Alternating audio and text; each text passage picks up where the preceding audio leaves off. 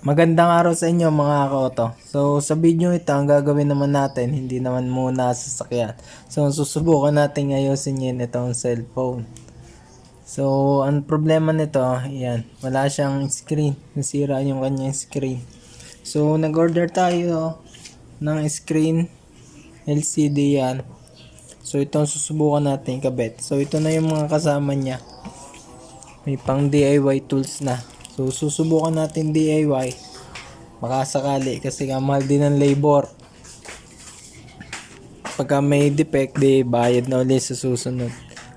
Kaya so susubukan natin, tayo naman yung gagawa. Baka naman magagawa natin. So tara, simulan na natin.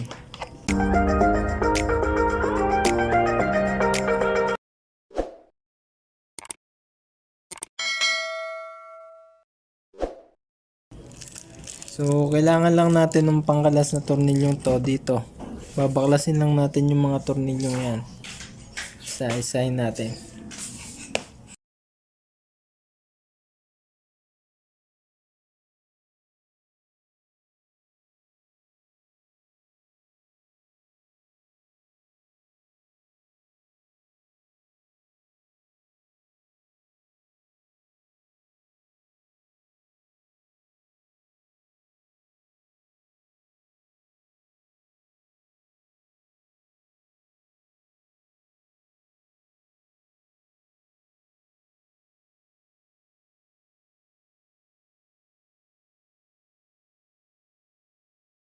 Ayan, tapos ito, tatanggalin natin tong kanyang pinakagilid.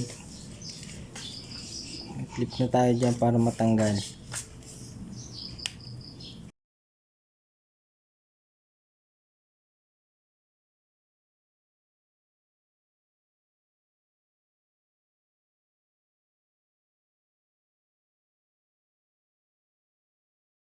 Tapos, tatanggalin naman natin ito mga kauto.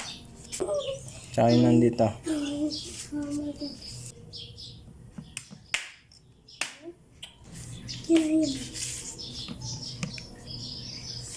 Kautot. Yun. Galing talaga ni kautot, mare. Yun. Oh, pa. Tanggalin na rin natin yung kanya screen mga kauto. Ayan mga kauto. Siniksikan natin doon. Para maikot dito. Nakakapit lang kasi ito. Medyo nahirapan din tayo. Pawisan ako eh.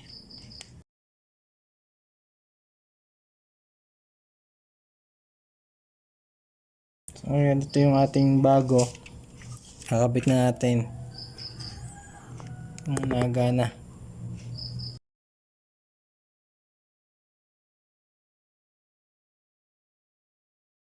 Iyan mga kauto, naikabit na natin yung nandito sa likod. Yan, tsaka ito dito. So nalagyan na rin natin ng glue yung ating screen para kumapit. So ngayon testingin natin kung mabubuhay.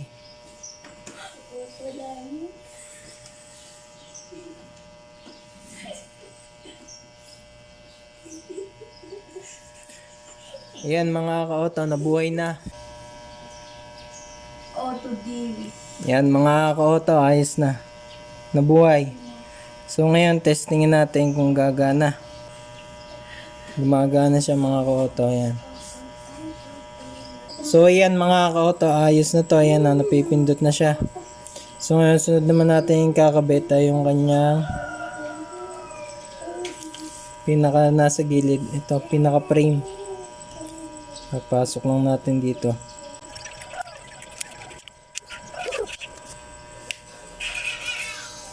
Tapos yung kanyang mga tornilyo, lalagay lang natin.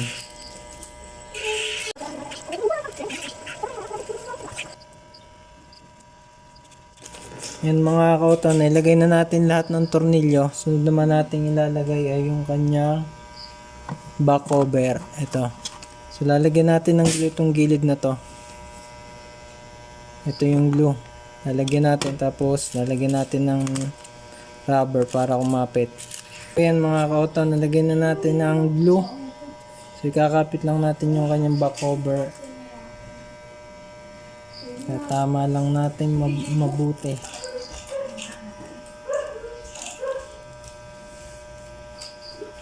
Yan. Tapos lalagyan natin ng tape para kumapit. Yan. Tsaka itong screen. Lagyan natin ng tape.